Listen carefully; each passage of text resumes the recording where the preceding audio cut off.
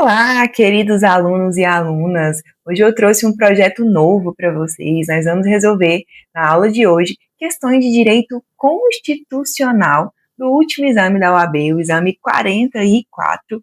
Se vocês gostarem, curtirem, compartilharem, comentarem, eu também vou resolver questões de direito administrativo. Mas nesse primeiro momento, nós vamos dividir a gravação em parte 1 e parte 2. Na parte 1, nós vamos começar pelas questões mais recentes, que são a do último exame, exame 44, resolvendo questões de direito constitucional. Na parte 2, também continuaremos resolvendo questões de direito constitucional do ano de 2025, só que do exame 43. Primeiro nós vamos ler a letra da lei, estudar, eu vou explicar brevemente para vocês o conteúdo e depois nós vamos resolver as questões. Parte 1 do vídeo vai ter aproximadamente 5 questões. Na parte 2 teremos 6 questões. Assim, resolveremos as questões dos 2 exames de direito constitucional, dos 2 exames que tiveram em 2025 da OAB. Vou aqui compartilhar a tela com vocês. Então, se você tiver interesse no meu conteúdo, me segue lá no Instagram. Então, vamos começar aqui com a nossa parte 1. Eu trouxe para vocês a pirâmide de Kelsen, de uma forma mais resumida, que é a pirâmide do nosso ordenamento jurídico. Aqui, na parte de cima da Constituição, da pirâmide, nós temos a Constituição Federal. Na parte de baixo, as leis infraconstitucionais. Exemplos de leis infraconstitucionais: lei complementar, lei ordinária, decreto, portaria. Nesse momento, eu quero que a gente foque mais nessa parte aqui de cima da pirâmide. Tem a Constituição Federal. Pessoal, dentro dessa parte, nós temos os tratados do status de norma constitucional. Nós temos os tratados internacionais de direitos humanos. Todos os tratados, Tainara?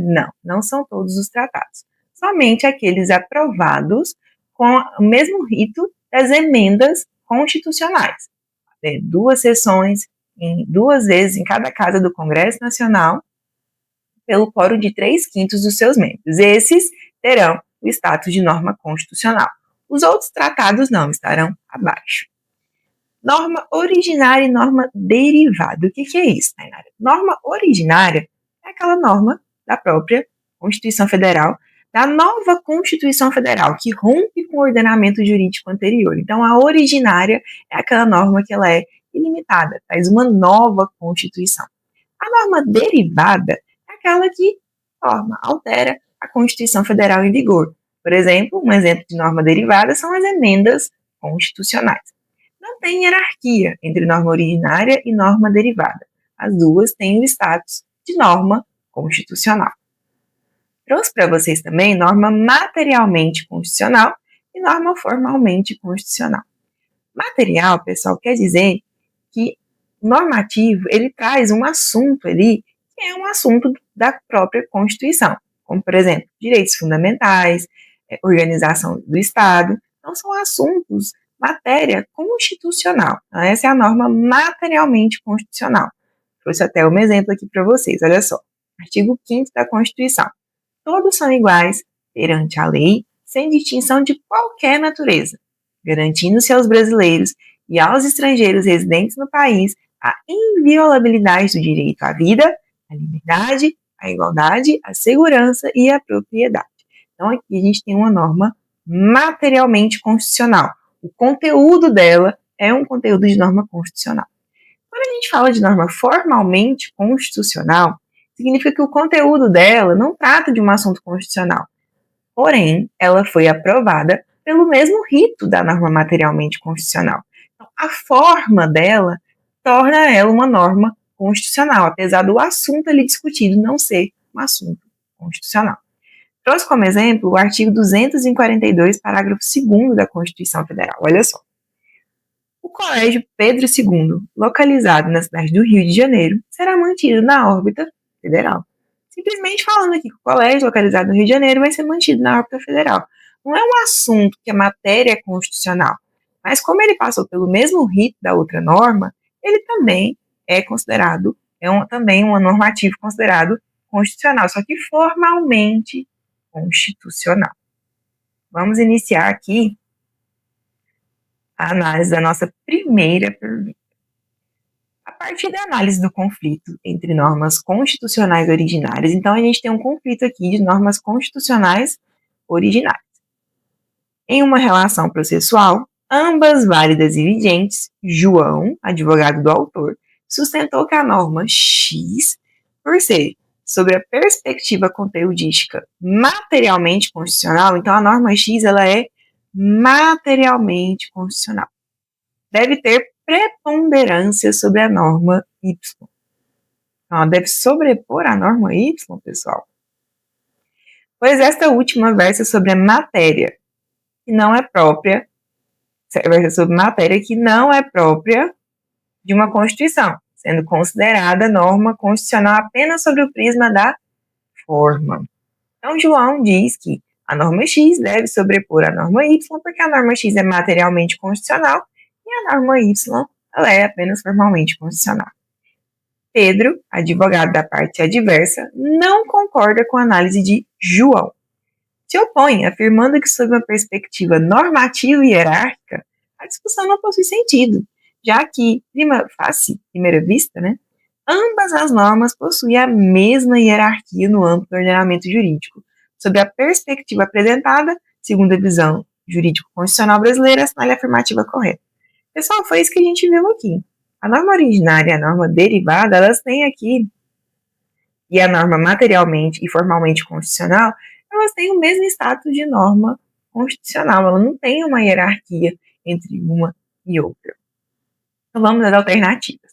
João está correto? Não, João é o advogado que disse que a norma material sobrepõe a norma formalmente constitucional. Então João está certo? Não, João não está certo.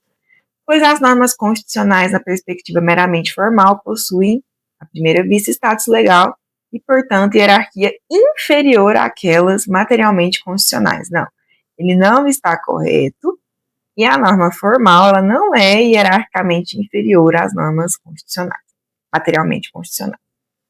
B, Pedro está correto? Sim, Pedro está correto, Pedro é o que diz que elas têm a mesma hierarquia, porque as normas formalmente constitucionais, sob perspectiva de conteúdo, obrigatoriamente também são sob a perspectiva de análise material. Pessoal, aqui a alternativa está dizendo, Pedro está correto, porque uma norma que ela é formalmente constitucional, ela obrigatoriamente também é materialmente constitucional, e não é isso. Não existe essa relação de obrigatoriedade. Se ela é formal, ela é necessariamente materialmente constitucional, não tem essa relação. C. João, como a norma Y consubstancia a norma constitucional, somente do ponto de vista formal, João está correto. Não, João também não está correto, Pois há de se considerar que a ela deve ser sempre atribuído o status supralegal, mas infraconstitucional. Pessoal, primeiro que João não está correto, Já começa por aí. E a norma, que é do ponto de vista formal, ela é constitucionalmente formal, formalmente constitucional, ela tem o status de norma constitucional, e não um status nem supralegal e nem um status infraconstitucional. Porque a norma supralegal é aquela que ela não é nem constitucional, mas ela também está acima das outras normas legais. Então, não entra nesse ponto aqui também, não. Pedro está correto? Sim, Pedro, o que diz aqui, que elas têm a mesma hierarquia. Pedro está correto porque as normas X e Y, na perspectiva normativa e hierárquica, não possuem qualquer superioridade uma sobre a outra, sendo reconhecida em ambas a estatura constitucional. Pessoal, essa alternativa aqui é a correta, letra D. Então vamos lá para a Constituição Federal, artigo 61. Olha só. A iniciativa das leis complementares e ordinárias cabe a qualquer membro ou comissão da Câmara dos Deputados, do Senado Federal ou do Congresso Nacional, ao Presidente da República, ao Supremo Tribunal Federal, aos tribunais superiores, ao Procurador-Geral da República e aos cidadãos, na forma e nos casos previstos nessa Constituição. Esse artigo 61 está dizendo que as leis complementares e ordinárias, a iniciativa delas, pode ser por qualquer uma dessas pessoas aqui, membro da comissão da Câmara dos Deputados, Senado Federal, do Congresso, presidente da República, o STF, aos tribunais superiores, cabe a todos eles, ao PGR e aos cidadãos, na forma prevista no texto na Constituição. O parágrafo 1º, inciso 2, está dizendo que são de iniciativa privativa do presidente da República as leis que disponham sobre a criação de cargos, funções ou empregos públicos na administração direta, autárquica ou aumento de sua remuneração. Então, o que está dizendo aqui? No artigo 61, está dizendo que a iniciativa de leis complementares e ordinárias pode ser por todo esse pessoal aqui que a gente acabou de ler. Mas aqui no parágrafo 1º, no inciso 2, está dizendo que é uma iniciativa privativa do presidente da República as leis que disponham sobre criação de cargos, funções ou empregos públicos na administração direta e autárquica e o aumento da sua remuneração. Criou cargo e vai aumentar a remuneração aqui nessa administração direta, né, que eles estão comentando aqui na direta e na autárquica, tem que ser de iniciativa privativa do presidente da República. É isso que está dizendo aqui para a gente. Artigo 63, inciso 1. Não será admitido aumento da despesa previstas nos projetos de iniciativa exclusiva do presidente da República. Então, se o projeto é de iniciativa exclusiva do presidente da República, não é admitido aumento de despesa. Então, deixa eu só marcar aqui certinho.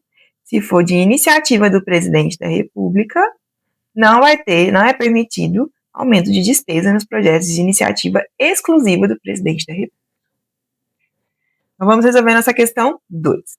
O presidente da República apresentou o projeto de lei, então foi o presidente, apresentou o quê? Um projeto de lei para aumentar a remuneração dos cargos X e Y do Poder Executivo.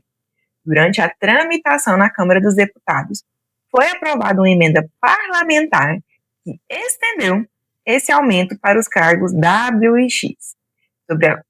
Sobre a emenda parlamentar apresentada, considerando a sistemática estabelecida pela Constituição da República, assinale a alternativa correta. Pessoal, o presidente ele apresentou um projeto de lei para aumentar a remuneração dos cargos X e Y do Poder Executivo. Durante a tramitação na Câmara dos Deputados, foi aprovada uma emenda que estendeu esse aumento também para os cargos W e Y. Aqui no nosso artigo 63, inciso 1, está dizendo que não será permitido aumento de despesa nos projetos de iniciativa exclusiva do presidente da República. Em criação de cargos e o aumento salarial, o aumento da remuneração, são privativos do presidente da República. Então, se é privativo do presidente da República, não pode haver aumento de despesa. Vamos ver as alternativas. Letra A. Deve assinar a alternativa correta, né? Sobre a emenda parlamentar. A alternativa correta. Deve ser considerada válida? Não, de forma alguma. Por quê? Porque ela estendeu o aumento para outros cargos. Então, deve ser considerada válida? Não, não é considerada válida. Pois o Congresso Nacional tem competência para modificar projeto de lei de iniciativa do presidente da República? Não. Quando for iniciativa exclusiva do presidente da República, de forma alguma. B. É constitucional? Não, não é constitucional. Desde que seja aprovada pela maioria absoluta? Não, nada a ver. Deve ser considerada inválida, pois o aumento de remuneração só pode ser feito por medida provisória editada pelo presidente da República. Pessoal, deve ser considerada inválida? Sim, deve ser considerada inválida, mas não é que o aumento de remuneração só pode ser feito por medida provisória. Não é isso.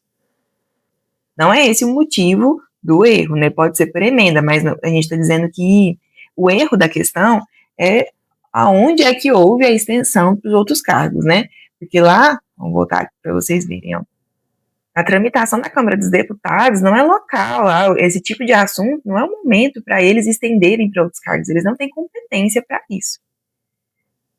Então, a justificativa aqui é que está errada, tá bom? B. É inconstitucional, ok, pois não se pode aumentar a despesa prevista em projeto de lei de iniciativa exclusiva do presidente da República. É a nossa alternativa correta. Letra D. Vamos tomar uma aguinha aqui. Vamos falar sobre o ADCT, Ato das Disposições Constitucionais Transitórias. Olha só. Pessoal, após o artigo 250 da parte dogmática, né, o artigo 250 da Constituição, então a parte dogmática, o texto constitucional, após o preâmbulo e antes da DCT, ele tem 250 artigos, né? Então, após a parte dogmática, encontra-se o ADCT. Ele possui 122 artigos. E qual que é a finalidade do ato de disposições constitucionais transitórias? A finalidade dele, pessoal, é a transição de uma Constituição para outra. É ele dispor como que vai acontecer essa transição de uma Constituição anterior para uma nova Constituição. Aqui, por exemplo, na Constituição de 88, mostrou a transição da Constituição de 69, do regime militar, para a atual Constituição.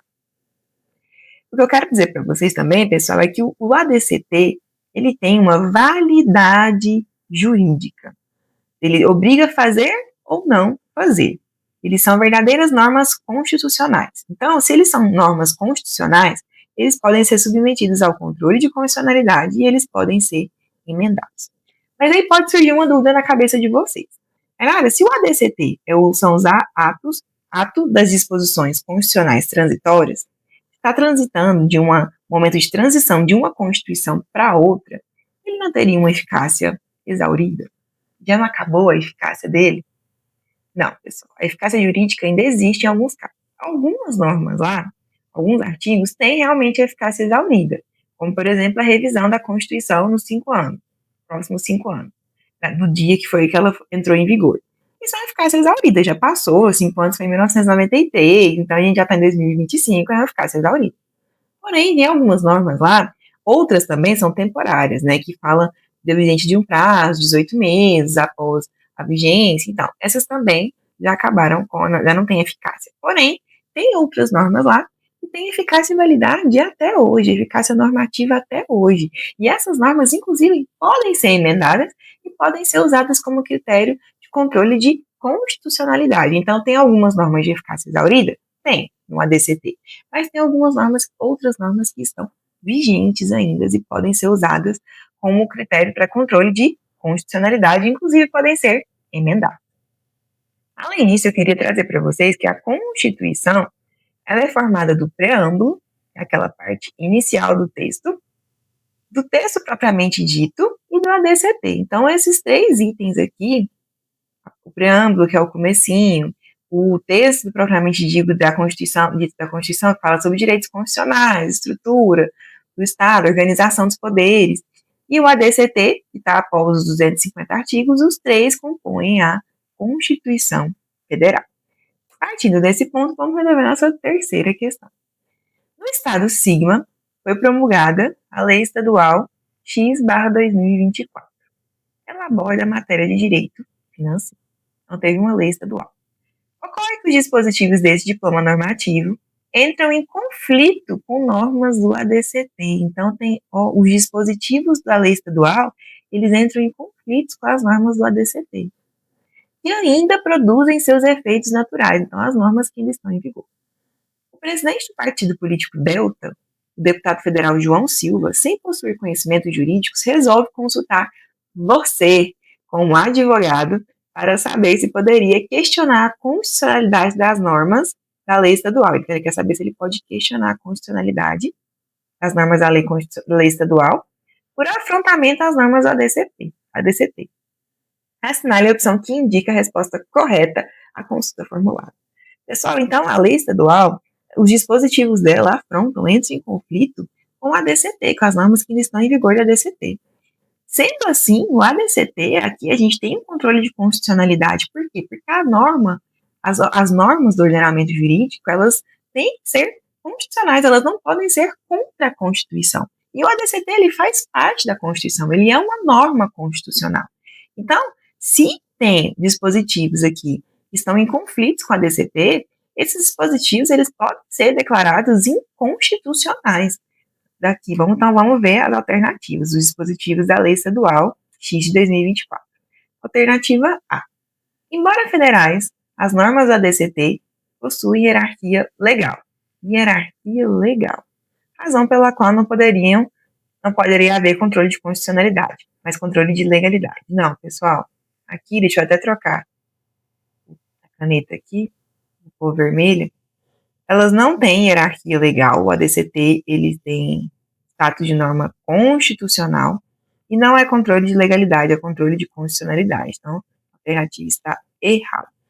B. As normas do ADCT, por possuírem status supralegal, poderiam servir de parâmetro para aferir a validade. Pessoal, as normas do ADCT, elas não têm um status supralegal, elas têm um status de norma constitucional. Então, essa afirmativa aqui, supralegal, ela também está errada. Poderiam servir de parâmetros para aferir, muito embora não pudessem ser consideradas normas parâmetros na controle de constitucionalidade? Não. Podem sim ser consideradas paramétricas para o controle de constitucionalidade. A alternativa está errada. Normas com status constitucional e não supralegal.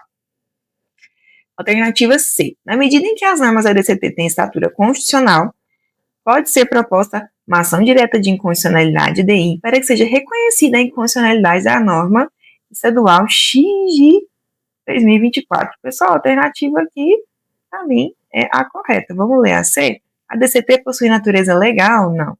A DCT ele não possui natureza legal, ele possui natureza de norma constitucional. Uma possível antinomia entre suas normas e a lei estadual X de 2024 faria com que as normas anteriores da DCT fossem tacitamente revogadas. Não, a gente não tem antinomia de normas entre uma norma constitucional e uma norma legal, simplesmente legal, né? Infraconstitucional. Então, a norma constitucional, ela vai prevalecer. Essa daqui, ó, já nesse começo já estaria errada. Então, a alternativa correta é a letra C. Agora a gente vai falar sobre competência. Olha só o artigo 109 da Constituição Federal. Aos juízes federais, então a gente está falando da competência da Justiça Federal, compete processar e julgar as causas em que a União, entidade autárquica ou empresa pública federal forem interessadas na condição de autoras, réis, assistentes ou oponentes, exceto as de falências, de acidentes. Não vou me apegar aqui aos excetos. Pessoal, o que eu quero que vocês observem aqui são de competência da Justiça Federal as causas em que a União, entidade autárquica ou empresa pública federal forem interessadas na condição de autora, ré, assistentes ou oponentes. Tem aqui as exceções, mas eu não vou trabalhar com vocês nesse momento as exceções. Eu quero que vocês percebam que falou aqui da União, da autarquia e da empresa pública federal. Falou da sociedade de economia mista? Não. Então, aqui está falando desses três. Se elas tiverem interesse nessas condições aqui, a competência da Justiça Federal. Olha o artigo 109, inciso 1 aqui. Então, ele está, porque a gente acabou de ler, está dizendo, ó, a competência, atribui competência à Justiça Federal quando a União, autarquias e empresas públicas são partes. Mas sociedades de economia mista, embora não tenham participação estatal, são pessoas jurídicas de direito privado e não se enquadram automaticamente nessa regra. Por isso, conforme a súmula 556 do STF, a competência para julgar ações contra a sociedade de economia mista é da Justiça Federal. Então, pessoal, só vai ser competência, da Justiça Estadual, só vai ser competência da Justiça Federal quando for interesse da União, autarquia ou empresa pública, quando elas forem interessadas como autoras, réis, assistentes ou oponentes, com exceção aqui dessas ações aqui desses casos. Não fala em sociedade de economia mista, sendo assim, a sociedade de economia mista é de competência da Justiça Estadual, conforme dispõe aqui essa súmula, tá bom? Competência para julgar as ações de sociedade de economia mista da Justiça Estadual. Isso posto, vamos resolver essa questão número 4.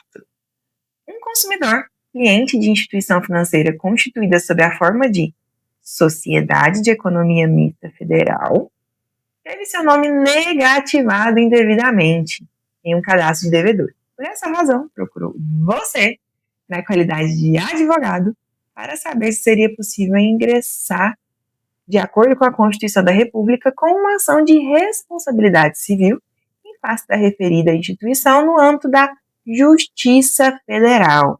Com base na situação descrita e no dispositivo jurídico constitucional brasileiro, assinale a opção correta. Pessoal, então a pessoa que o cliente, né, do banco, ele teve, da instituição financeira, ele teve o nome negativado indevidamente. É uma sociedade de economia mista federal. E ele quer saber se ele pode ingressar com a ação no âmbito da Justiça Federal. Como a gente viu aqui, quando a sociedade de economia mista, a competência da Justiça Estadual. Vamos analisar as alternativas. Alternativa A. A competência para apreciar a ação de responsabilidade civil a ser proposta é da Justiça Federal, pois a União indiretamente figura no polo passivo. Não, como a gente viu, é de competência da Justiça Estadual e não federal. A gente está falando de sociedade de economia mista. B. A ação deve ser proposta perante a Justiça Estadual. Até aqui, ok. Não perante a Justiça Federal. Ok também. Isto se o referido foro estiver sido definido pela lei que autorizou a criação da instituição financeira. Pessoal, o foro, ele é definido na Constituição Federal e não na lei que autorizou a criação da instituição financeira. Então, a alternativa aqui, ela está errada. Por quê? Porque a competência ela é definida na Constituição Federal.